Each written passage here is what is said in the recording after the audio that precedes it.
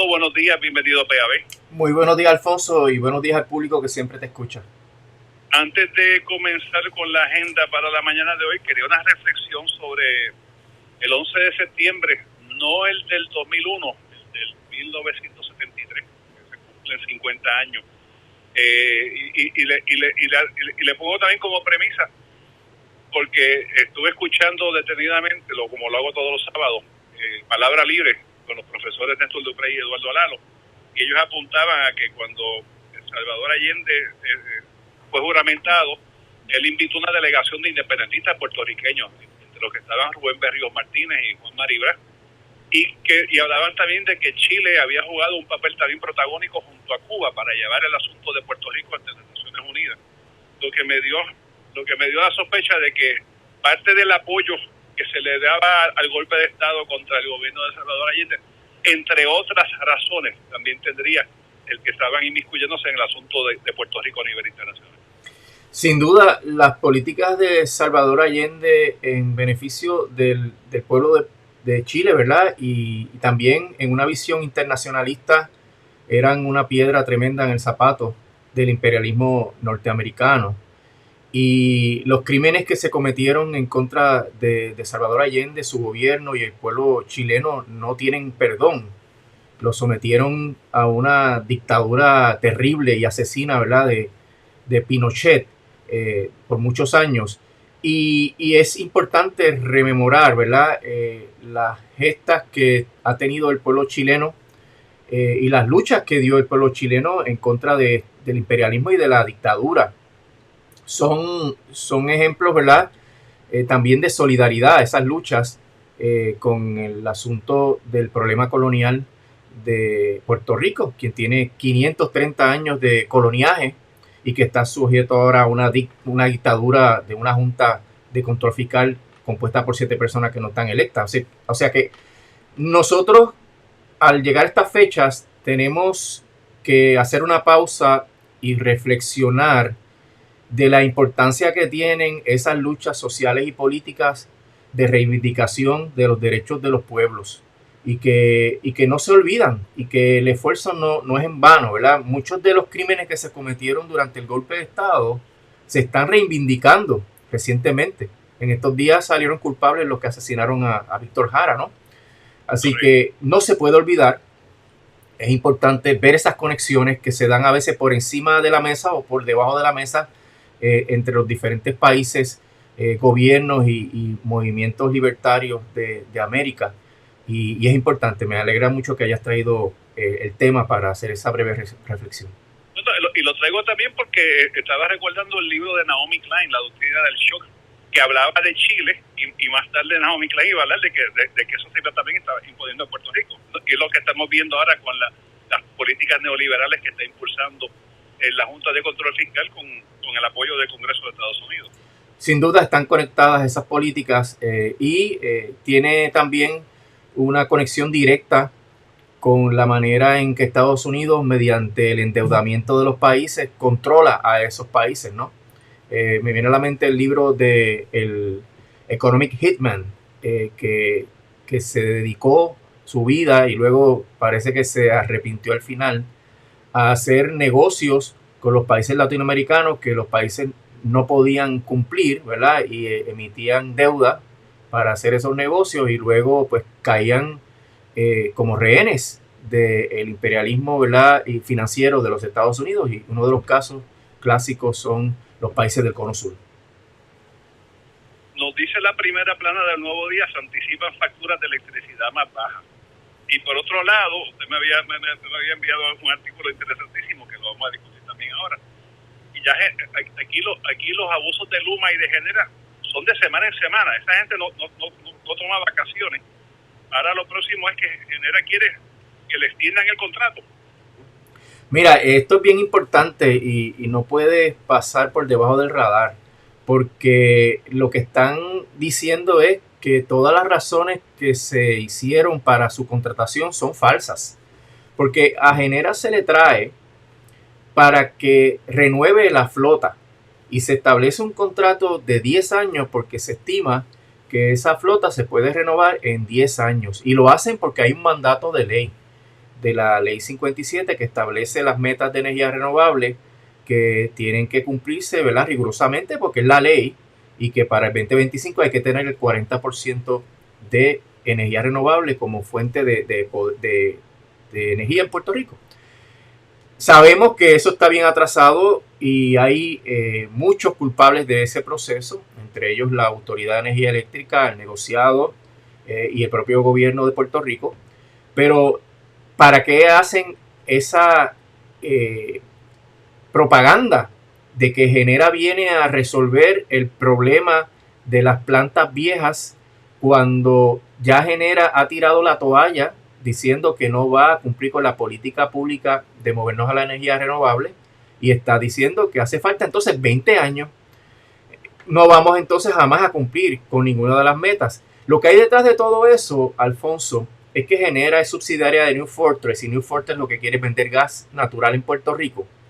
Y con la extensión del contrato de Genera lo que se va a asegurar es que la transición no se va a dar para la energía renovable, que es la solar, la geotérmica, la del viento, etcétera, sino que ellos van a moverse al gas natural. Por eso es que hemos comentado aquí todas las cosas que han hecho, de primero hacer un gasoducto, o mejor, un terminal portuario ilegal, sin permisos, que se hizo aquí en San Juan, querer hacer un gasoducto nuevo, para lo cual falsificaron una carta de la Autoridad de Energía Eléctrica para que la Comisión Regulatoria de Energía Federal autorizara el gasoducto. O sea, llegan a ese nivel de falsificar un documento de la Autoridad de Energía Eléctrica por parte de un funcionario de Genera. Y tenemos aquí también la participación del negociado en todo esto. El negociado, que es el que se supone que aprueba el plan integrado de recursos, fue el que aprobó todas las acciones que había que tomar para que se pudiera cumplir con las metas de energía renovable.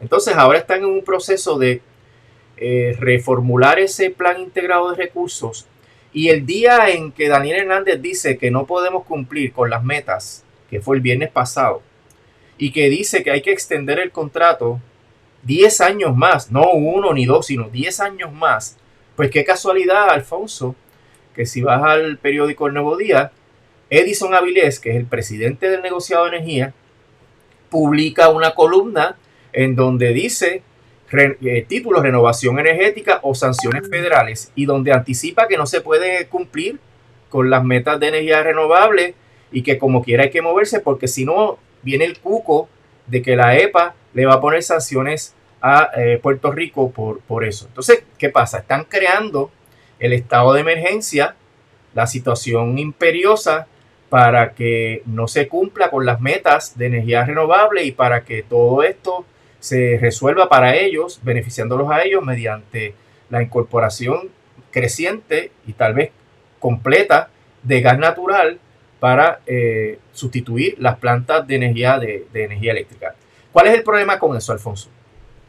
Que el gas natural también es un producto no renovable, también fomenta, ¿verdad?, y crea calentamiento global, y está sujeto a las lógicas del mercado internacional, del cual Puerto Rico no tiene ninguna forma de influir, ni de beneficiarse, ni de mitigar los costos del mercado internacional del gas natural. Con todo esto que está pasando en Ucrania, en Rusia, la nueva configuración del mercado de gas natural que está ocurriendo, pues eso va a crear una inestabilidad tremenda, y no dudo que la volatilidad de los precios del gas natural nos someta a unas lógicas peores que las del petróleo.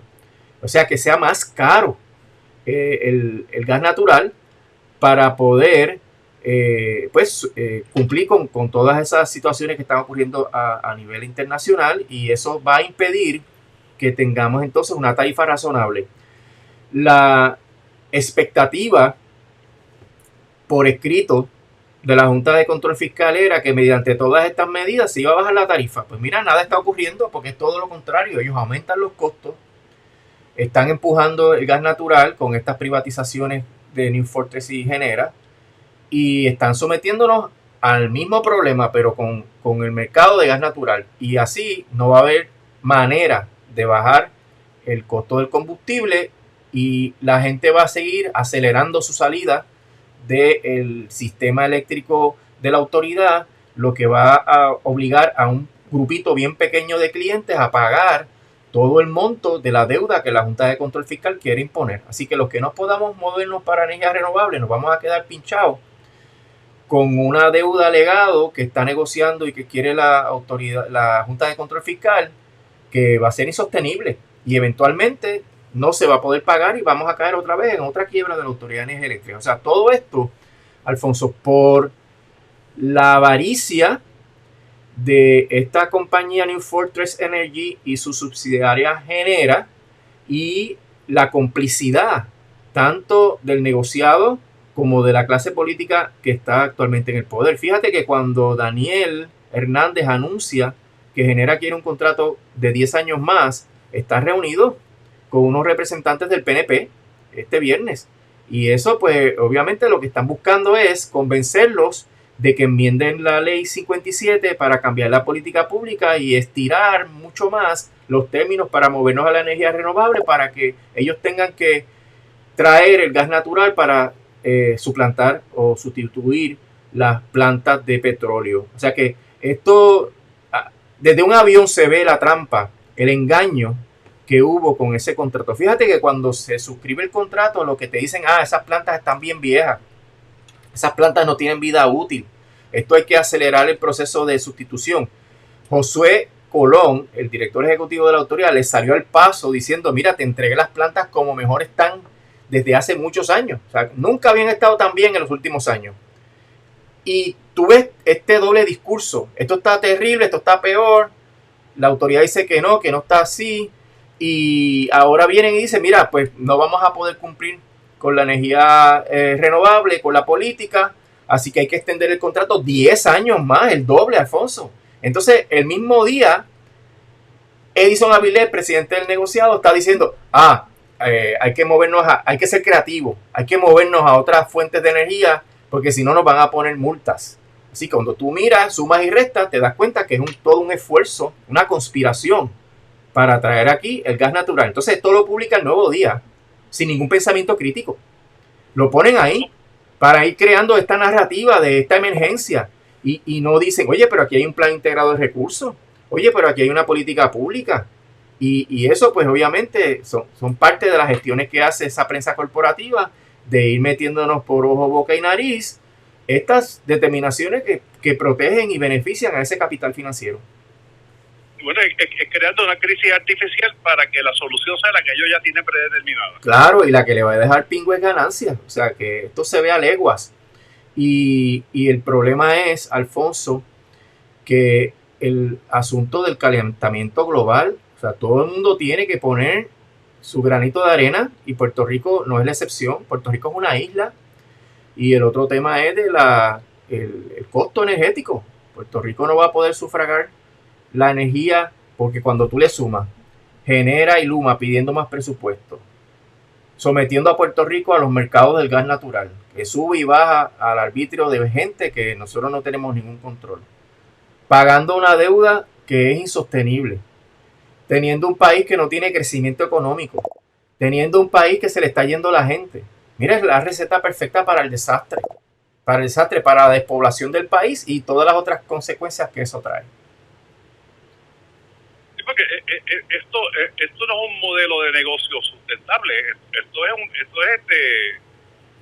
es un robo, ¿no? Es dar un solo golpe y irse con toda la fortuna. Claro, no es sustentable porque la bonanza para estas empresas va a durar 10 años, lo que ellos dicen 10 años, 20 años y después no va a haber manera. Porque también el gas natural, independientemente de lo que se diga de las reservas, es un commodity que se va a ir poniendo cada vez más caro, sin duda.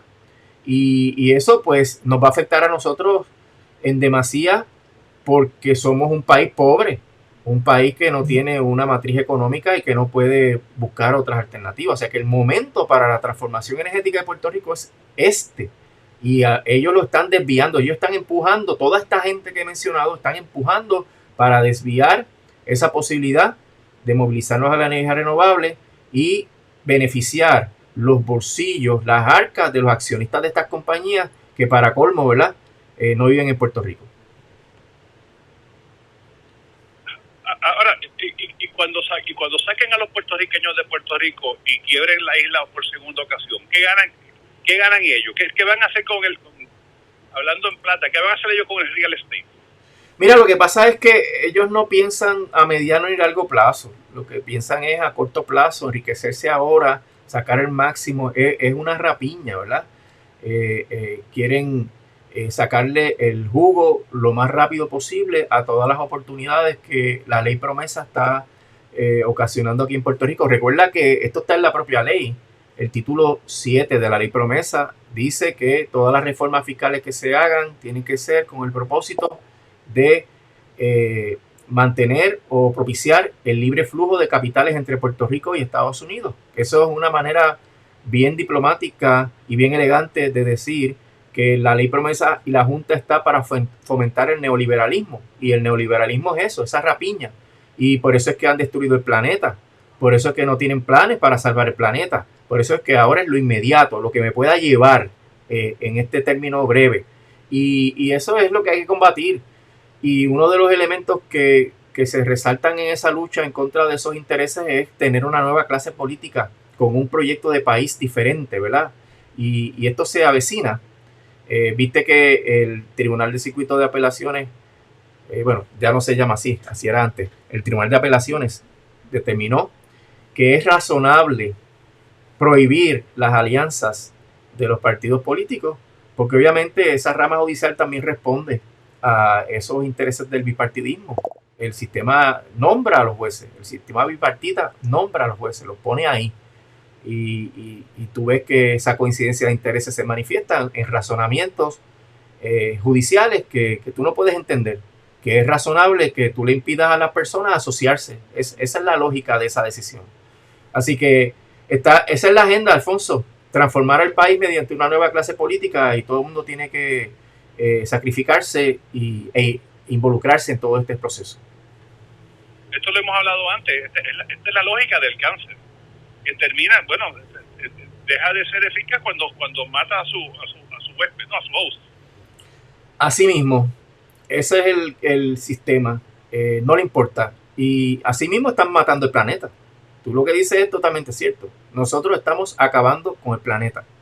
Y eso está ocurriendo porque unas fuerzas terribles, ¿verdad?, en el que van en esa dirección, pero también el pueblo tiene mayor fuerza.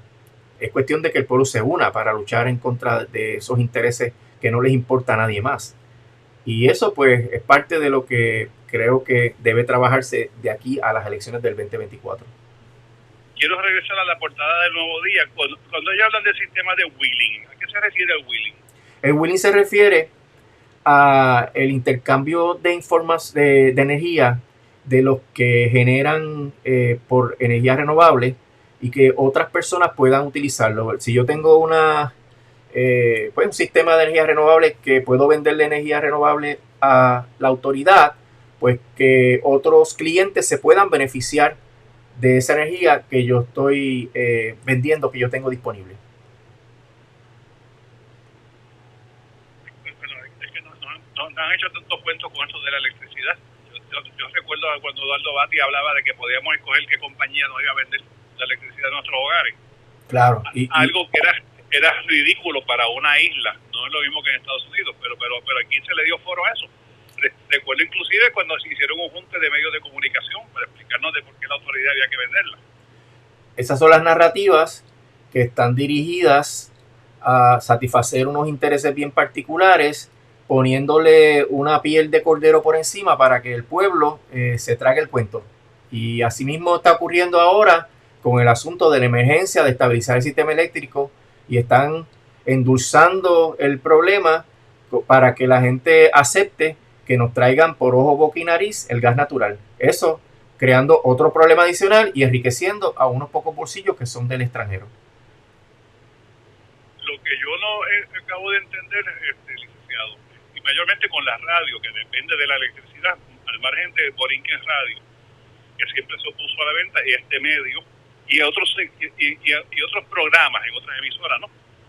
Como los medios de comunicación, la radio particularmente, pero también la televisión, inclusive la prensa escrita, dependen de la electricidad, y de que la electricidad sea accesible, que sea lo más barata posible. ¿Qué ganan los medios de comunicación cuando impulsan estas narrativas falsas? Bueno, recuerda que estos son conglomerados. No es meramente el medio de comunicación tradicional como es PAB. Es un conglomerado de negocios y esos conglomerados hacen inversiones.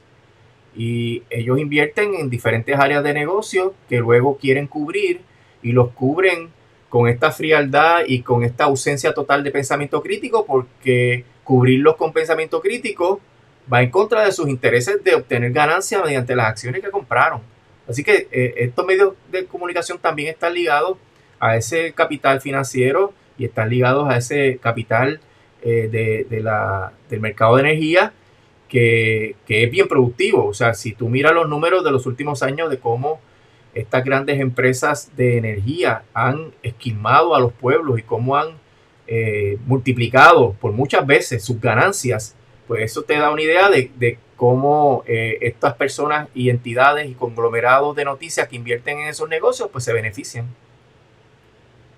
Ok, para ponerlo más sencillo, o sea que es como si a manera de ejemplo, como si WPAB, pues vamos a pagar más electricidad, pero estamos haciendo inversiones en unos sectores de energía que se van a beneficiar.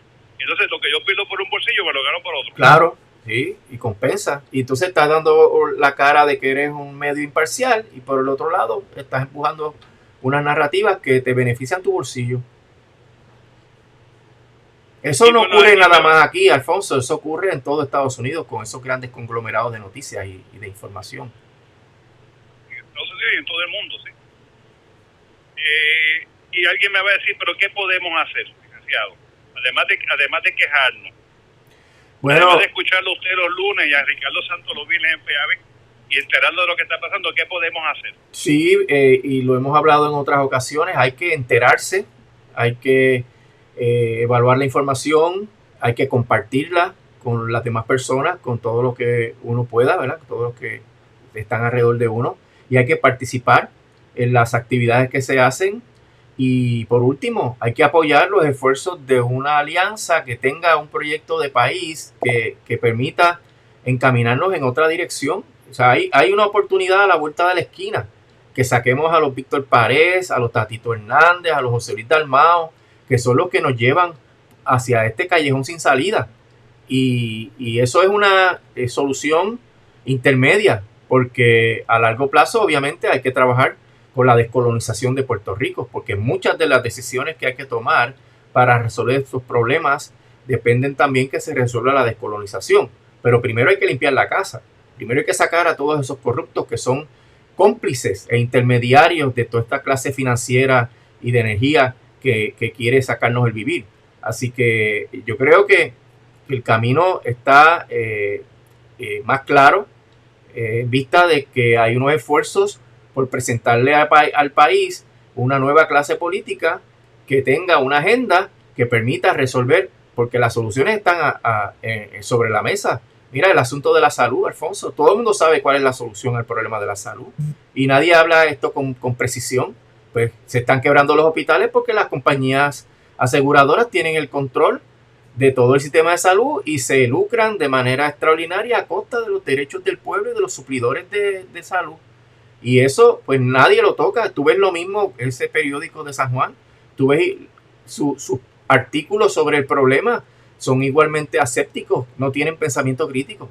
Y eso hay que atenderlo con una agenda, hay que preparar una agenda de qué es lo que vamos a hacer para ir saneando el país y para ir encaminándolo por una ruta de crecimiento y desarrollo económico donde nosotros, los puertorriqueños, seamos los beneficiarios de ese proceso. Lo vemos en salud, lo vemos también en educación. Estaba ahorita compartiendo una nota que salió el fin de semana en El Vocero. Los abanicos que le dieron a las escuelas, unos 21,000 abanicos a $62.52 cada uno. O sea, prácticamente el doble, Alfonso. Claro, se los robaron. Eso como los drones aquellos de la carretera que costaban $500, que son de plástico. O sea que ese es el sistema, ese es el esquema, ¿verdad? Y la clase política actual es cómplice de todo eso. Y esa gente que se gana el doble en una venta al gobierno, pues aporta por el otro lado. Y les regresa a los que le dieron el contrato parte de esos beneficios. Y por eso es que la corrupción está entronizada. Es parte del modelo operacional de la clase política bipartita en Puerto Rico. O sea, aquí la gente a veces se asombra, mira, cogieron a fulano. Es que ese es el modelo, ese es el modelo. Y por eso hay que arrancar a esa clase política de raíz bajo una nueva óptica de cuál es el servicio público y bajo una nueva transparencia de todos estos procesos, Alfonso. Licenciado, muchísimas gracias. Que tenga un bonito día. Cómo no, estamos al habla, en que pase buen día.